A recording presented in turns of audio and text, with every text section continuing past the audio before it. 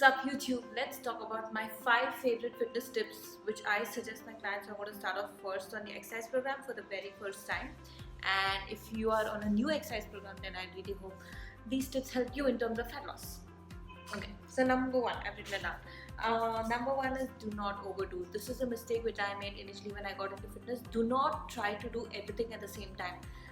Understand, whatever lifestyle you're living right now, you just need to basically create a caloric deficit to start losing weight, correct?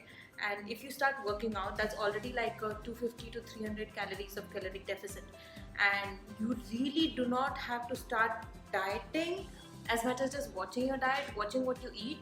Because if you're going to start, cutting down on calories and start working out and doing everything at the same time, one, it's not sustainable. You will at some point, just give up because you're not used to doing, and then you started doing everything at the same time. And secondly, there'll be a huge caloric deficit which will leave you with a lot of cravings and hunger. So also when you reach a plateau, what you're going to do, you already cut down calories and you start working out. So when you reach a plateau, you basically can't do much.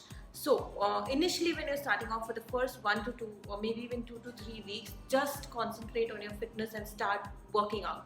I will never suggest the client to start with the caloric deficit first and then start working out. It is very, very important that you start getting physical activity in more than cutting down on calories. So start working out. Do not overdo.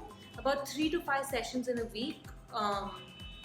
Depending on your current workout intensity. If you're very, very new, then maybe just 3 to 4 sessions of about 30 to 45 minutes. And it could be as simple as just waking up and going for a walk if you're not used to doing anything. And if you have been doing something already, then you have to start building your program around that. But 30 to 45 minutes of a walk, and I suggest my clients to do an empty stomach walk in the morning. Note, empty stomach walk because it's steady state. If you're doing an intense activity, never do it empty stomach. So just start with 30 to 45 minutes of intense walk in the morning and start building up from there. Only after 2 to 3 weeks start getting into dieting and calorie cutting, calculating how many calories you need. But if you're going to try and do everything at the same time, you will fail. And with fat loss, it's like that, guys. The slower you do it, the slower you take it, the better your results. So do not try and do too much at the same time. I did that in the first time I started a fat loss program. I did everything at the same time. I failed, and I failed multiple times. So just take one step at a time, stick to it. Once it becomes a lifestyle change, just add another step. There's this weird clock behind me which makes me... Anyways, number 2, set up your mind. Mindset is so very important. If you continue doing what you're doing and expect new results, you're not going to get new results. You have to mentally prepare yourself that when you're on a fat loss program, things are going to be different. Your lifestyle is going to be different, your food habits are going to be different, everything you do is going to be different. So mentally be ready for that change, really. And if you're not ready for that change and you're expecting the same kind of results, doing the same kind of things, then you're not going to get it. This happens a lot when I get a lot of vegan clients or clients who are already following a plant-based diet. A lot of the new clients sign up with me because they don't know anything about the plant-based diet, and that's the best kind of clientele to work with because they come in with a clean slate and it's so much easier to work with those clients.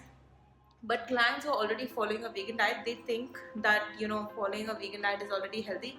It's not really. I mean, you could eat Oreos all day and still be vegan. I mean, you could eat a lot of junk vegan food and still be vegan. So mentally prepare yourself that when you're on a fat loss program, a lot of the things about your lifestyle are going to change, and be ready for that change. Like, for example, you might have to wake up 30 minutes early every single day to get your workout in. And giving excuses like, I did not get enough sleep, I'm not getting time to rest, I'm not getting time for recovery, is all just excuses. Be ready for that. Be mentally prepared that things are going to be different. And it is, I think, the most important part about a fat loss program, that you mentally prepare your mind that for the next 6 weeks, 8 weeks, or however long you decide to be on a fat loss program, your food is going to be different. You might not be able to eat the same food which everyone else is eating. So be ready for that change. It's so important to have a mindset right first before you start any kind of program. And it is hard.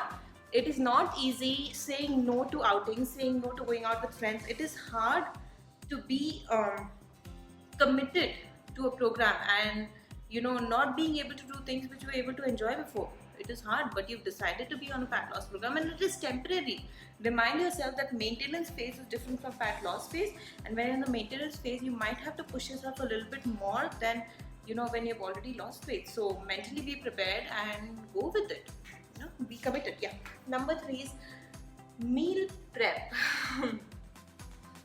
People hate it when I tell them, to count calories or meal prep.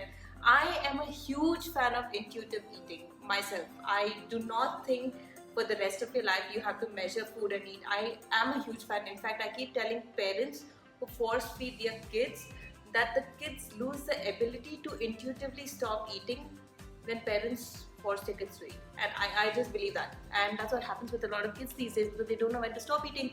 They lose that signal. So I am a huge fan. I know that. But when you're on a fat loss program, and you're in a caloric deficit, your body's needs are going to be much more. You will want to eat more, especially if you're training and you're on a fat loss program, then you tend to overeat.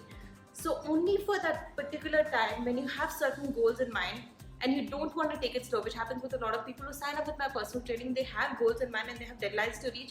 You have to calorie count and you have to be prepared, to make these changes. And one of the most important thing is, if you're not going to be prepared with your food, you will fail. You will fail. So meal prep at least some portions. Like let's say that your post workout meal should always be ready. It should be prepared 2 to 3 days in advance, calculated, measured, macros calculated, calories calculated, and in the fridge. All you have to do is just get it out of the fridge and heat it up and eat it, or eat it cold, however you like it. But that is important. Your dinner should almost always be ready, because you're going to come back home exhausted, tired. It's the end of the day, and you will binge eat whatever's available if your dinner is not ready. So meal prep, at least for the 2 or 3 meals where you know you're having trouble with, meal prep. It is important. There's no choice. Okay. Number 4 is to plan your cheat meals. Plan your cheat meals.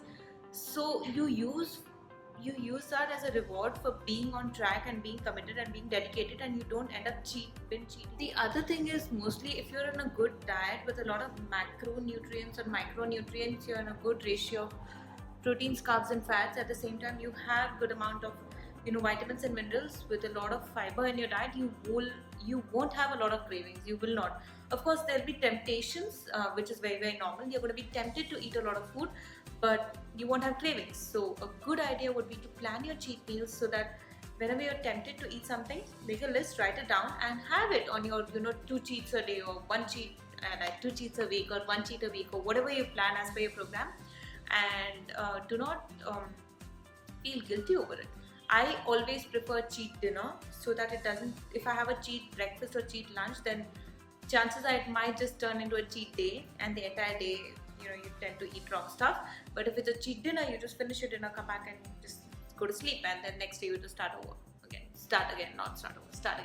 So plan your cheats. It's very, very important that you plan your cheats. Also, make your diet plan such that you have a lot of food which you enjoy and look forward to going and eating. Like my 4 o'clock is mostly like a mango milkshake, or soy coffee, or something which is very, very cooling, especially now that it's summer and it's really hot. So like a iced mango milkshake smoothie, kind of something that you look forward to eating. My dinner is something mostly with tofu. My lunch is mostly with rice. So I know what I love, and I try and include that in my meal plan all the time. So I look forward to eating that kind of stuff. So that is important. Plan your cheat and enjoy your diet. Enjoy the process. Enjoy whatever you put in your diet. If you don't like something, don't eat it. If you don't like soups and salads, then find alternative ways, find healthy recipes which are tasty also, and make it a part of your diet. Season it really well, so you look forward to eating your diet. Food should be interesting, should be colorful, should be fun. Otherwise, you're not going to stick to it. So yeah, something like that. Okay, the last one, keep snacks around. This is so very important. Always make sure that you have snacks around, so you don't eat the wrong stuff. Popcorns is amazing. Sweet potato baked fries is so good. Also, fiber up. Of course, there's you drink more water, and you're gonna make sure you're hydrated, so you're not hungry, and you fill yourself up with a lot of fruits and vegetables, which is fiber. So fiber up. Make sure that you're getting enough fiber. I'm not saying carb up, because carb is. I noticed I used to say carb up, and then people just even when you're on a high carb diet, there's a lot of carbs. Like you cannot just go out and eat like sugary stuff, and you can't go out and eat like very, very high GI carbs and sweets and bakery goods. So I'm not saying carb up, I'm saying fiber up. So fiber up and eat a lot of fruits and vegetables, so you have enough fiber. The more fiber you have, the fuller you feel for a longer time. And the fuller you feel, you're not going to feel like eating the wrong kind of stuff. So I'm not saying cut down calories and eat less, but just eat more and more of fiber. The more right stuff you eat, the lesser wrong stuff you're tempted into eating. So fiber up really well. I always love to have like some kind of fiber in between my meals, between my lunch and dinner, and between my breakfast and lunch. So it keeps me fuller in the in between times, and I'm not tempted to eat the wrong stuff. So yeah, that's about it. That's my top 5 tips in terms of how to stay fit and lose weight. So try these, guys. Give this video a big thumbs up if you like it, and subscribe to my channel. Let me know what kind of videos you'd like to see, and I'm going to try and help you out with that. Cheers, guys. Have a good day.